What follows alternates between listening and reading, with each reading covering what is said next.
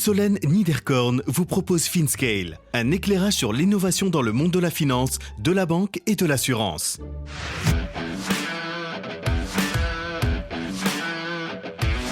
Fireside Chat avec un mordu de FinTech et de crypto. Bartosz Jakubowski, VC chez Alven. Ce qu'on voit émerger en FinTech, c'est 3 espèces de mouvements. Et je ne vais pas parler de secteur à dessein, je vais plutôt parler d'évolutions qui sont en train de toucher, à mon avis, la FinTech de manière générale. Le premier, c'est que la FinTech revient à ce que c'était censé être au début, c'est-à-dire un outil en vue d'une fin. Et la manière dont ça se manifeste, c'est la fameuse mécanique de l'embedded finance, donc en fait des produits financiers qui sont encapsulés dans leur contexte pour leurs utilisateurs et pour leur permettre de faire ce qu'ils veulent faire au moment où ils veulent le faire. Cette semaine, nous approfondissons ce qu'est et sera la FinTech de demain et illustrons cela au travers d'exemples concrets comme celui d'Anchor Store avec l'Embedded Finance. Bartosz nous livre son analyse de cette verticale et la manière dont les startups ont évolué ces 5 dernières années, que ce soit au travers des modèles de distribution ou encore de l'expansion des cibles de clients. Nous regardons également l'émergence de nouvelles solutions, particulièrement autour de la finance décentralisée, et voyons comment les VC valorisent et évaluent ces startups. Nous parlons bien sûr d'Alven, de sa thèse d'investissement, et de certaines sociétés du portefeuille comme Cryptio ou Indie, la manière dont le VC déploie son tout dernier fonds de 350 millions d'euros. Pour conclure, Bartosz nous livre les secrets d'Opération 3, une initiative conjointement menée avec Jericho.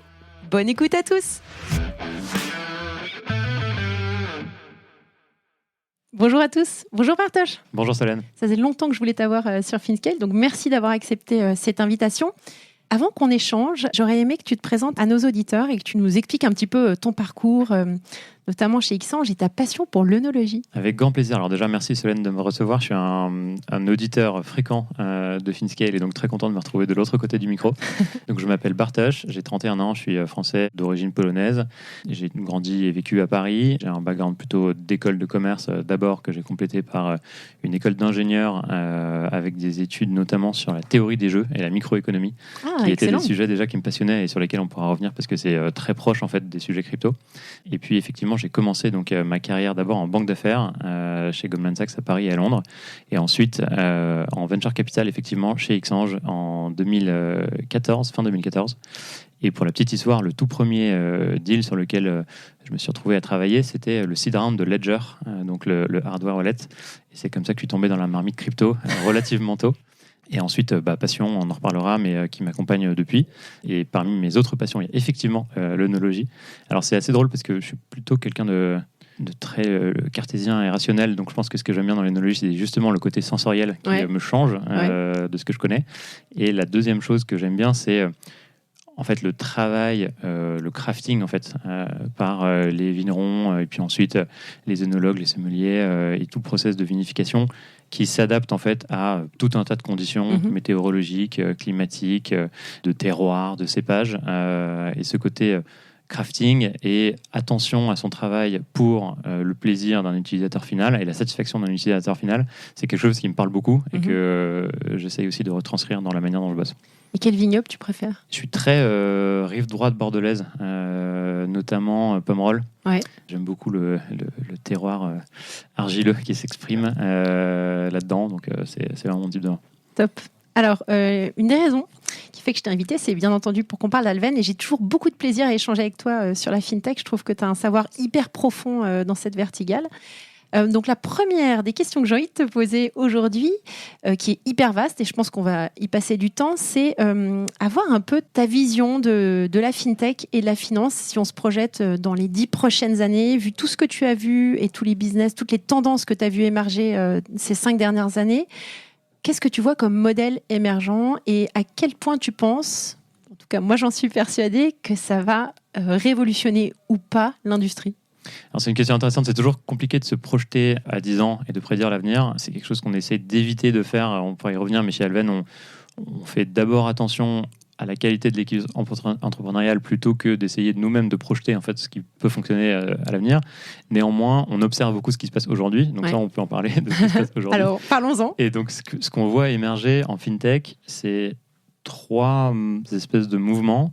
Et je ne vais pas parler de secteur à dessein, je vais plutôt parler d'évolutions qui sont en train de toucher, à mon avis, la fintech de manière générale. Le premier, c'est que la fintech revient à ce que c'était censé être au début, c'est-à-dire un outil en vue d'une fin. Et la manière dont ça se manifeste, c'est la fameuse mécanique de l'embedded finance, donc en fait des produits financiers qui sont encapsulés dans leur contexte pour leurs utilisateurs et pour leur permettre de faire ce qu'ils veulent faire au moment où ils veulent le faire. Et un exemple de ça, c'est que par exemple, une société comme Encore Store dans notre portefeuille, qui est une place de marché B2B entre des marques et des petits commerces de quartier. Aujourd'hui, une part croissante de leur proposition de valeur vient des solutions financières qu'ils apportent à leurs clients et qui permettent en fait de fluidifier les transactions, notamment dans le paiement, que ce soit paiement en plusieurs fois, paiement à terme, etc. Alors que leur proposition de valeur initiale n'était pas une proposition de valeur fintech. Donc ça, c'est peut-être le premier élément qui se détache. Et le deuxième... Attends, et donc, qu'est-ce que tu mettrais dans ce pot-là ? Est-ce que, par exemple, le Buy Now, Pay Later en fait partie ? C'est une bonne question. Alors c'est rigolo parce que le Buy Now Pay Later, c'est juste du crédit en fait, c'est juste un nom plus sexy pour dire du crédit. D'accord. Et donc, c'est des processus rationalisés quand même. Mais effectivement, c'est du crédit dans le contexte de quelque chose qui se trouve être une transaction et qui a pour but d'augmenter le panier moyen et le taux de conversion. Et du coup, effectivement, c'est une forme d'embedded finance, mais il y en a plein d'autres. Typiquement, lorsque tu pars à l'étranger et que tu as une notification de Revolut qui dit « Coucou, te voici arrivé en Thaïlande, est-ce que tu veux étendre ton assurance santé en Thaïlande ?» et que Cover, qui est d'ailleurs une boîte de notre portefeuille, te fournit ce service-là, c'est de l'embedded finance. Et en fait, tu le sais pas. En fait, tu fais pas attention au fait que tu es en train de souscrire un produit d'assurance. Tu te dis juste « C'est super, je viens d'arriver en Thaïlande, si je m'érafle le genou en scout, je serai couvert. » Donc c'est vraiment ça l'idée. Le deuxième phénomène qu'on observe, c'est assez intéressant, c'est une expansion du type on appelle ça des personas, mais en fait de cibles de ces produits fintech. Donc dans le boom fintech des années disons 2015-2021, c'était très tiré par les fintechs à destination des petites et moyennes entreprises. Spendesk, Agicap, Conto, Libéo, toutes ces boîtes-là. Bon, je parle que des Français ici, mais c'est vraiment à destination des SMB et en gros des SMB qui vendent à d'autres SMB et qui savent vendre à d'autres SMB.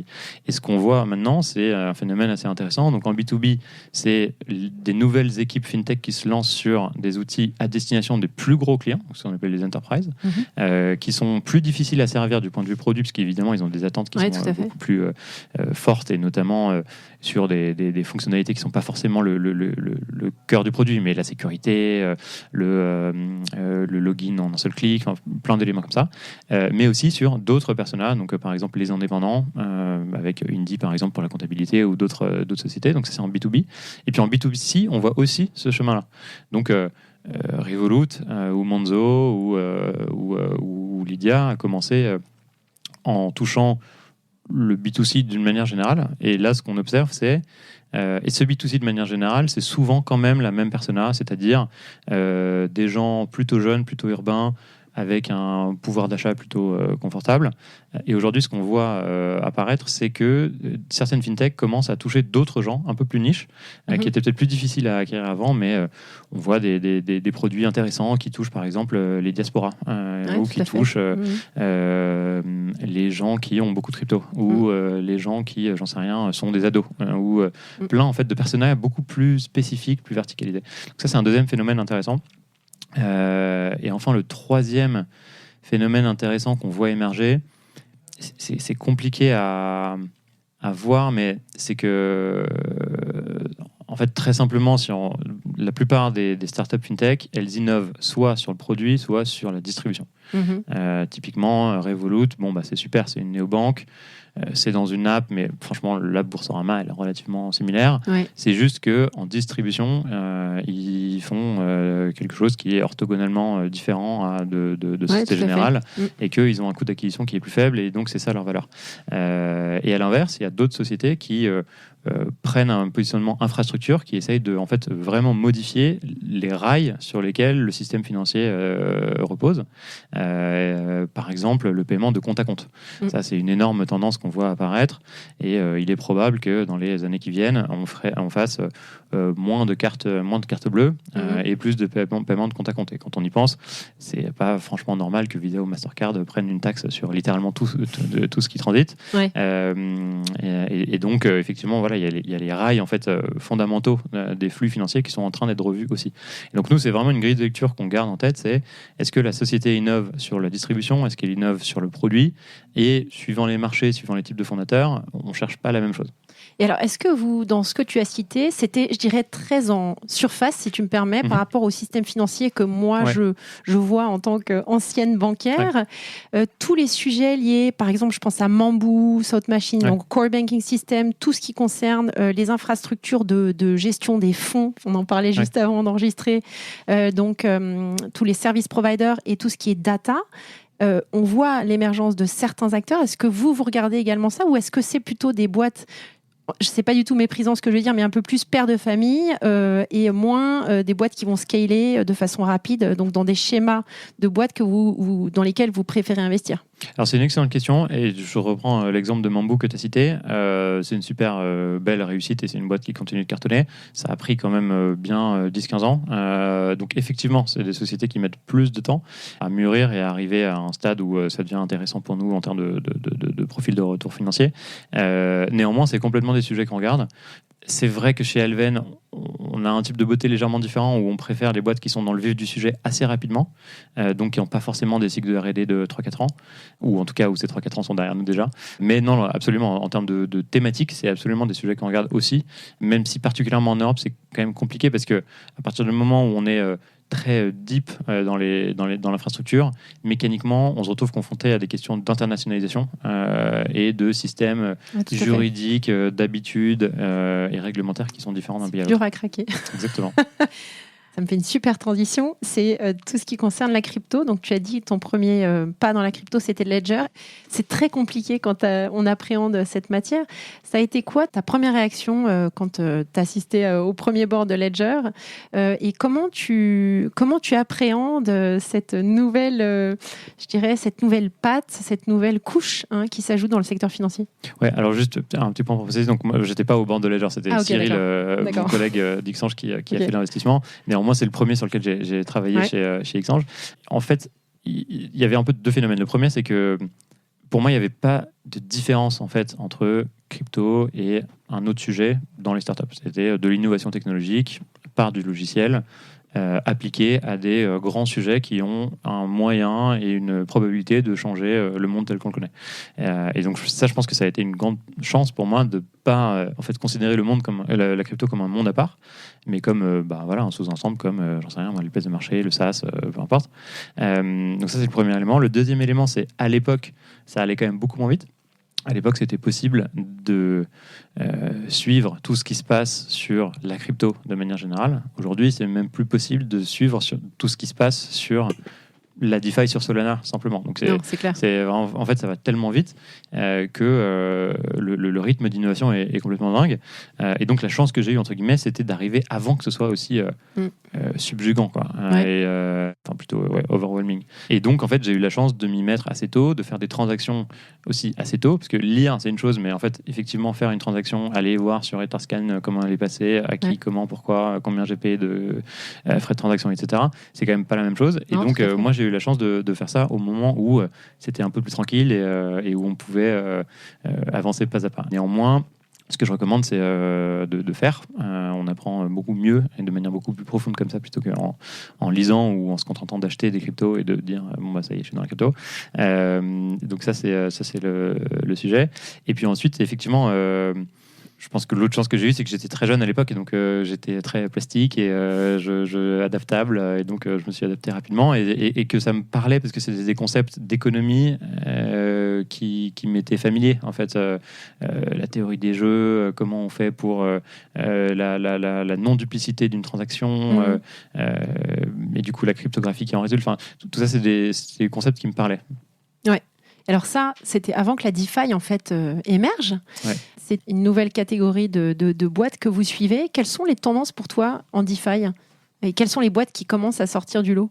Alors c'est intéressant, il y a plusieurs éléments. Alors, d'abord, la DeFi, en fait, on dit souvent la DeFi, c'est le DeFi Summer 2020. En réalité, ça existe depuis bien avant. Dès 2016-17, il y avait des exchanges décentralisés comme 0x, Kyber et quelques autres. Donc, c'est en fait un processus assez long qui, en fait, quand on relit le white paper d'Ethereum, était prévu par Vitalik Buterin depuis très longtemps. Et donc, ces produits-là émergent petit à petit. Et en fait, la première tendance, c'est peut-être que si on reprend un peu l'évolution, il y avait cette phase 1 de la DeFi donc, qui consistait à prendre des mécanismes financiers traditionnels, donc le swap de devises pour les exchanges décentralisés ou l'emprunt et le prêt pour les protocoles de prêt comme Aave ou Compound, et de les mettre on-chain et d'incentiver l'usage de ça avec des rewards de liquidité. Et le problème de ça, entre guillemets, c'est que en fait, les gens gagnaient des rewards et les revendaient tout de suite.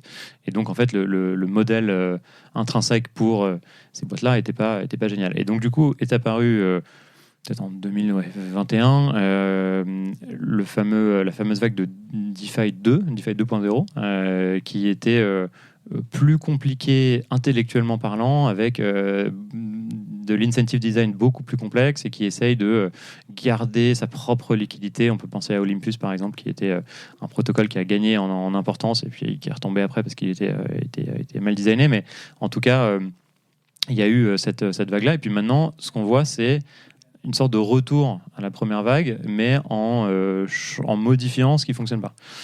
Et donc aujourd'hui, les nouveaux protocoles de DeFi, certains chez qui on a investi, comme Angle ou Morpho par exemple, essayent d'avoir un modèle de revenu qui soit basé sur la valeur d'utilité qu'ils apportent à leurs utilisateurs, et non plus juste sur des espèces de tokenomics où on incite les gens à ne pas vendre en leur promettant encore plus de tokens par la suite, etc. Donc ça c'est peut-être le premier élément, c'est juste un retour à la raison en fait on fournit un service, il faut que le service qu'on fournit soit suffisamment bien pour que les gens soient prêts à payer pour. Donc ça, c'est un peu chez tout le monde. Je ça, c'est un peu chez tout le monde. Et franchement, c'est bien, on a assaini un peu. Exactement. Là. Et franchement, c'est une super nouvelle. Et puis l'autre élément, c'est peut-être l'arrivée des institutionnels et des corporates. Enfin, ça, c'est une grosse thèse chez nous, chez Elven, d'investir dans les pelles et les pioches de l'arrivée des corporates et des instituts dans le monde crypto. Donc, que ce soit par la data avec Kaiko, tu as reçu Ambre il y a quelques temps, que ce soit sur la comptabilité et le reporting avec Cryptio, ou que ce soit sur le staking avec Kiln, à chaque fois, c'est des boîtes qui vendent à du B2B, en fait. Et donc, ça, c'est une grosse thèse. Et donc, tous les outils qui naissent autour. Et puis, la troisième tendance qu'on voit émerger en DeFi, c'est... toujours de la même manière, c'est accéléré sur le côté distribution plutôt que produit. Donc on garde en fait la DeFi au cœur du produit, puisque honnêtement ça fonctionne plutôt bien. Mais en revanche, on distribue ça de manière plus mainstream via des interfaces qui sont plus proches de la fintech. Exactement, de la fintech. Et donc c'est ce qu'on appelle le DeFi mullet. Donc fintech in the front and DeFi in the back. Et c'est un peu cette idée, c'est d'avoir en fait des rails décentralisés, mais une interface qui ressemble à Robinhood ou Revolut. Ouais, top. Hyper intéressant. Alors, c'est très intéressant. Tu as parlé de Morpho, tu as parlé de Kiln, de toutes ces boîtes dans lesquelles vous investissez. Comment est-ce qu'on valorise ce type de business quand on est VC ?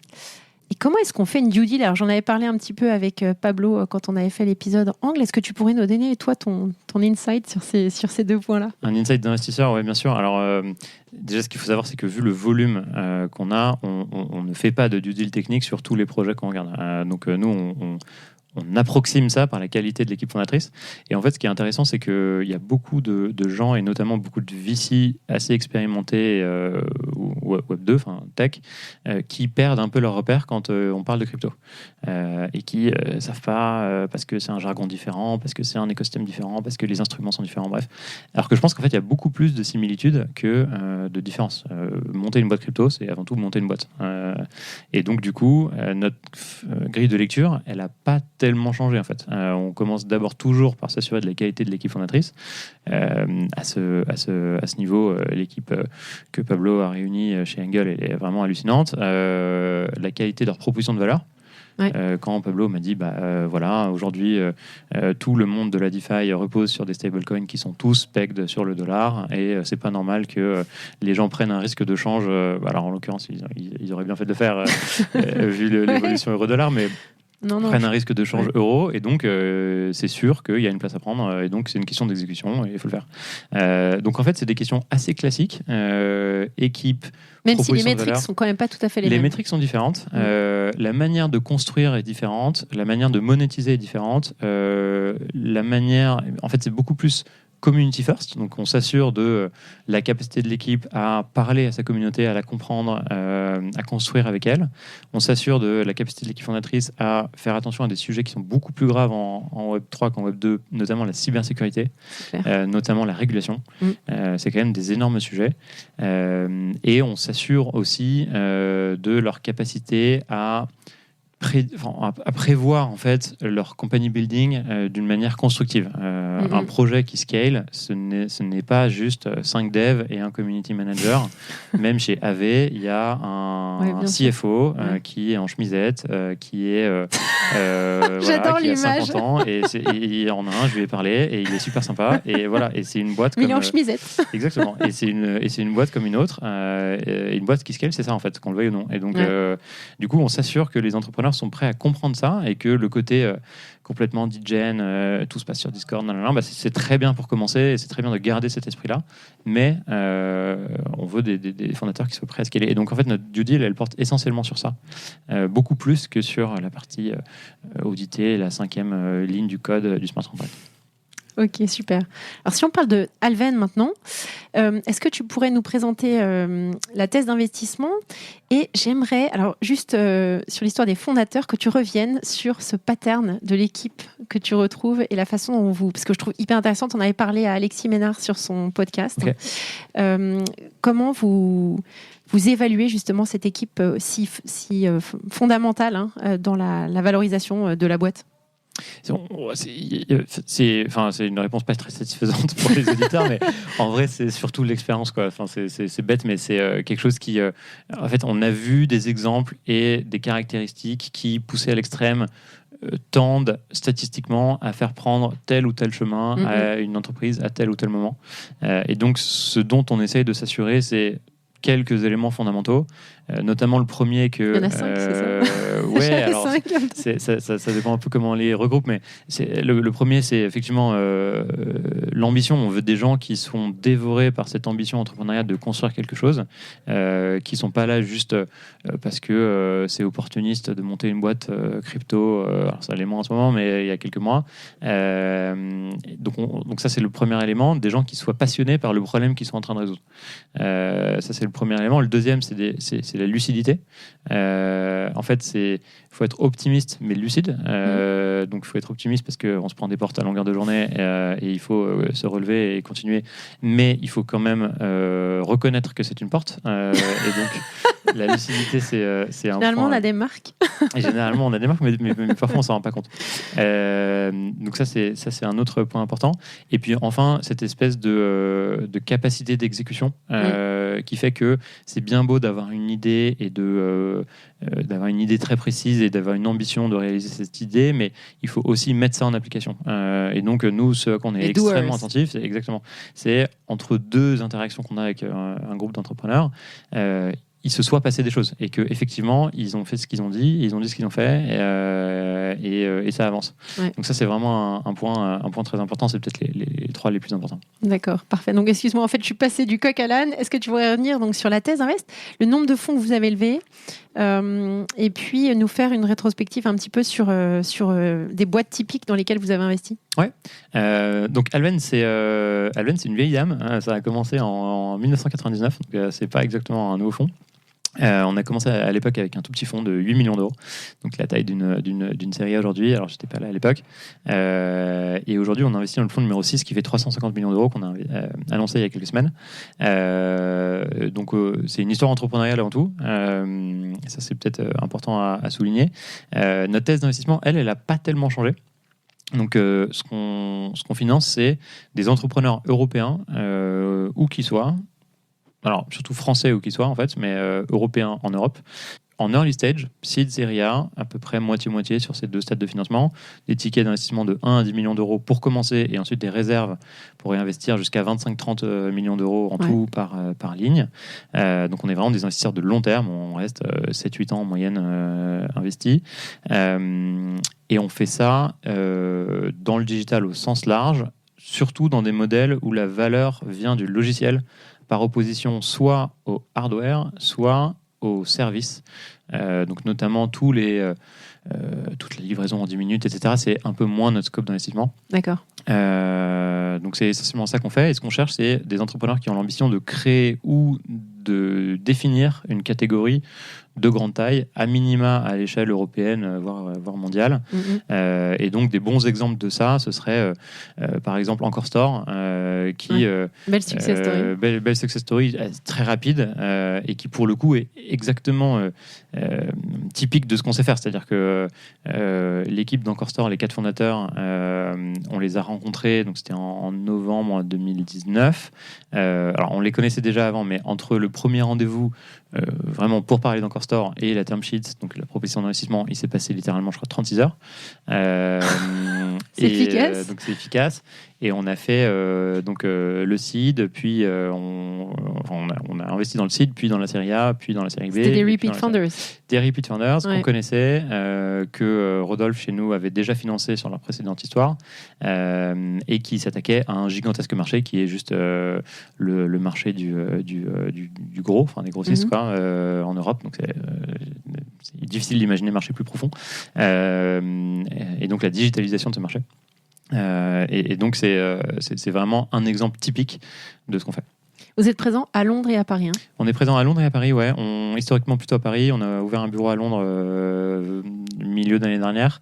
Et l'idée, c'est vraiment de renforcer cette idée d'être pan-européen. Parce que, en fait, être juste français, c'est plus une proposition de valeur qui attire les top entrepreneurs français. Top. Et vos investisseurs derrière, c'est qui ? Nos investisseurs, c'est une bonne question. Donc, c'est essentiellement des institutionnels. On n'a quasiment pas de corporate. Donc, c'est des grosses compagnies d'assurance, des fonds de pension, la BPI, le Fonds européen d'investissement, des family office, des high net worth individuals. Donc, voilà, un peu de tout, mais essentiellement des gens qui sont là pour le retour financier. Parfait. Alors, vous avez donc tu disais un dernier fonds qui a été levé de 350 millions d'euros, donc dans la même mouvance de celle des derniers fonds. Vous avez déjà déployé une partie ou commencé à investir ? Oui, on a déjà fait 14 investissements sur le fonds, 8 seed et 6 séries A. Et il y en a déjà 3 qui ont fait des nouveaux investissements depuis qu'on est rentré chez eux. Et vous avez des initiatives crypto dans ce fonds-là ou vous faites ça à part ? Parce que tu parlais de Angle, tu parlais de Morpho. Alors, quand on dit crypto, il y a investir dans une boîte centralisée qui fonctionne comme toute boîte tech, mais qui se trouve avoir un sous-jacent crypto. Donc ça, c'est Kaiko, par exemple, sur la data ou Cryptio sur la comptabilité. Ça, on le fait avec le fonds, parce qu'on peut. En revanche, les investissements en token, à date, en France, en tant que société de gestion régulée, on ne peut pas le faire. Et donc, on le fait avec une autre entité sur laquelle c'est possible de le faire. Alors, dans les initiatives, parce qu'on voit petit à petit vraiment cette nouvelle thèse qui sort, je dirais, des buissons autour de la crypto, vous avez lancé une opération qui s'appelle Opération 3. Avec Jericho, est-ce que tu pourrais nous expliquer un peu le concept et en fait, qui vous avez associé à ce programme ? Parce que c'est assez épatant. Enfin, moi, je sais, donc je ne veux pas dire, mais c'est génial ce que vous avez fait. Et j'aimerais que tu nous expliques ça en détail. Oui, bien sûr. Alors, l'idée, c'était déjà pour nous de servir au mieux les entrepreneurs du portefeuille qui nous disaient tous la même chose. J'ai de l'argent, j'ai un bon produit, j'ai des clients, mais je galère à recruter des gens qui soient à la fois expérimentés et qui soient... bilingue Web3. D'accord. Donc ça, c'était vraiment la peine initiale. Et de l'autre côté, il y avait aussi une pensée un peu égoïste de notre part, qui est de se dire, on voit tous nos petits copains lever des fonds crypto, et c'est super, mais en fait, ça répond pas vraiment à la problématique qui est quelle proposition de valeur je fournis à mes entrepreneurs crypto.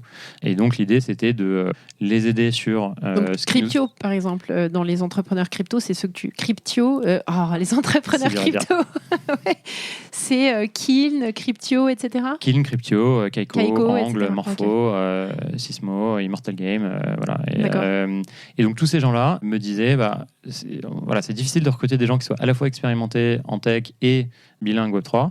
Et de l'autre côté, j'avais toutes les semaines des gens qui me contactaient pour me dire c'est sympa Spendesk ou Stripe, mais là je réfléchis à la suite, la crypto ça m'intéresse, mais je sais pas comment m'y prendre. Je sais pas par quel bout le prendre, c'est compliqué. Je sais pas si mes compétences que j'ai durement acquises en travaillant nuit et jour dans ces scale-up là seront valorisées, comment, pourquoi, etc. Et donc en fait, on a vu une opportunité avec un gars qui s'appelle Vladimir et qui a lancé une communauté crypto qui s'appelle Jericho.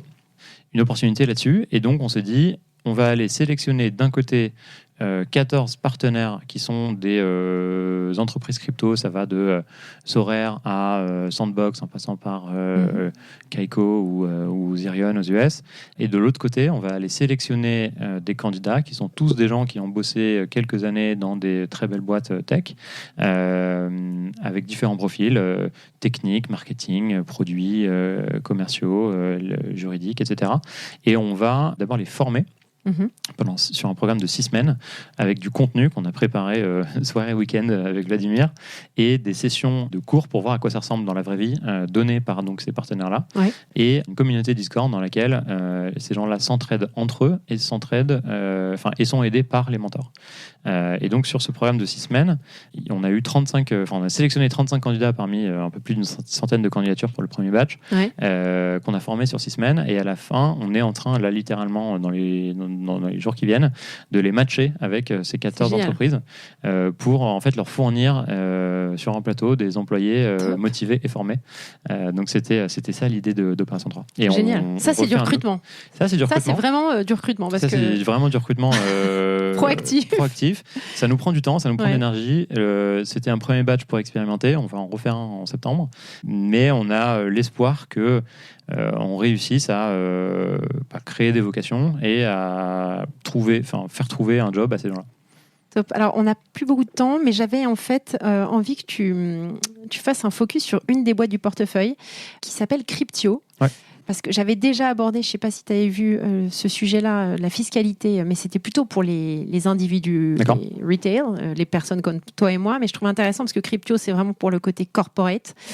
Donc j'aurais aimé que tu nous en parles, nous expliquer finalement ce qui vous a motivé à investir, ce qui vous a séduit. Alors je pense chez l'entrepreneur, je pense savoir ce qui vous a séduit parce que c'est quelqu'un de super skilled, vraiment très très bon. Mais voilà, je voulais juste que tu nous racontes cette histoire-là avant qu'on clôture l'épisode. Bien sûr, alors pour la petite histoire, et ça fera une bonne transition, donc Antoine Scalia, le CEO et fondateur de Cryptio, il a commencé par faire de la comptabilité retail, justement, crypto. Et ensuite, il a pivoté B2B fin 2020. Il y a plusieurs choses qu'on a aimé chez lui. Sa résilience. Il est là depuis 2018. Il est passé par le bear market horrible, puis par la folie de 2020-2021. Et il n'a pas changé. Il a changé. Il a évolué en tant qu'entrepreneur, bien sûr. Mais sa mission n'a pas changé. Donc ça on l'a beaucoup aimé. Et puis sa capacité à s'entourer. C'est quelqu'un qui pense à recruter les meilleurs mondiaux. En tout cas, c'est son ambition. Et c'est assez rare en fait chez des jeunes entrepreneurs, peut-être particulièrement en France. Donc c'était un point intéressant. Et sur la thèse d'investissement au sens strict, c'était assez simple en fait. On voit cette évolution des institutionnels et des corporates qui arrivent dans la crypto. Ils ont besoin eux d'être compliant, et donc du coup ils vont avoir besoin d'un outil qui sait être la pierre de Rosette entre guillemets entre le monde blockchain et le monde de KPMG, et donc cette pierre de Rosette c'est Cryptio. Et vous avez investi combien ? On a investi autour de 2 millions dans la série A, et on compte continuer à les accompagner dans la série B. Il avait aussi un investisseur allemand, non ? Il y avait Point & Capital, absolument, et Blue Yard, avec qui on fait beaucoup de co-investissements avec les deux. D'accord, super. Tu voulais en présenter une autre ? J'avais pensé à Indy, sinon, mais... Ouais, alors pour le coup, Indy, c'est de la comptabilité 1.0, si je puis dire, pour les indépendants. Et c'est pareil, en fait, la thèse, elle est assez simple. Pour des gens indépendants qui ont une comptabilité de trésorerie, donc relativement simple, c'est sûr que ça va être automatisé et fait par du software à un certain moment. Donc en fait, le sens, c'est le sens de l'histoire. Maintenant, il faut trouver une équipe qui exécute bien ce truc-là. Et on a trouvé que Com était la bonne personne pour exécuter ça. Top. Merci beaucoup Bartosz. C'était hyper Célène. Intéressant. Est-ce que tu nous recommanderais pas quelque chose avant qu'on se quitte ? Si, je pense à un bouquin notamment. C'est la biographie de Magellan par Stéphane Zweig. 3e fois. Non, 4e fois. Il y Il y a eu Alex Pro, il y a eu Pierre Dutaret, Pauline, femme et toi. Ok, non mais je peux changer. Non mais pas de problème. Non mais honnêtement, je l'ai lu juste après. Je l'ai lu après que Pierre l'ait recommandé et je suis d'accord. Je crois que je l'ai lu en une journée. Ouais. C'est génial. En fait, ce qui est dingue, c'est que aujourd'hui, on est incapable de se déplacer dans sa propre ville sans Google Maps. À l'époque, les gens étaient littéralement en train de repousser les frontières du monde connu et ils ne savaient pas où ils allaient, littéralement. Et c'est quand même assez dingue. Non mais ce qui m'a marqué, c'est la patience. Ouais. Il remet ça à chaque fois, et même s'il se caille sur le bateau et il fait, moi je sais pas quoi, -10, ils n'ont plus rien à bouffer. Et lui, il est toujours à fond, tu vois, à remotiver ses équipes et au péril de leur vie, malheureusement. Ouais. Bon, alors, c'est quoi l'autre bouquin ? Il y en a plein d'autres. Je pense qu'il y en a un que j'aime bien, c'est Thinking in Bets. Et c'est un bouquin qui est assez important à garder en tête, notamment dans l'entrepreneuriat où on fait des hypothèses et on essaie de les valider. Mm-hmm. C'est un bouquin qui fait une différence fondamentale entre avoir raison sur le process de décision, enfin, avoir le bon process de décision versus avoir le bon résultat. Et en fait, il se peut que le résultat soit mauvais, mais que le processus de prise de décision soit bon. Mm-hmm. Et notamment, tous les joueurs de poker le savent. Ils ont une main qui est distribuée, qui statistiquement, ils devraient jouer ou ils ne devraient pas jouer. Mm-hmm. Et il se peut que, en fonction de ce qu'il y a sur la table, ça gagne ou ça perde. Néanmoins, ça ne remet pas en cause la qualité de leur processus de décision. Et donc ça, je pense que c'est important à garder en tête pour garder la tête froide. Et particulièrement dans des écosystèmes très volatiles, où les choses très volatiles et où il y a une énorme différence entre le paraître et la substance, comme la tech ou comme la crypto. Et donc, il faut garder de la tête froide et avoir confiance dans son processus de prise de décision. Et parfois, ça plante et parfois, ça réussit, mais au moins, c'est robuste. J'en avais parlé avec Pierre Festal, justement, sur l'hygiène. Lui, il pensait vraiment à de l'hygiène d'investissement et de garder la tête froide. Et là, surtout en ce moment, où il faut garder les pieds sur terre, quoi. Merci Bartosz, c'était top. Merci Solène. À bientôt. Salut. Merci à tous pour votre écoute. Je suis ravie d'avoir partagé ce moment avec vous. N'hésitez pas à me contacter sur Twitter ou LinkedIn pour me faire part de vos commentaires ou de vos réactions. Et je compte sur vous pour noter cet épisode sur vos plateformes de podcast préférées. À la semaine prochaine.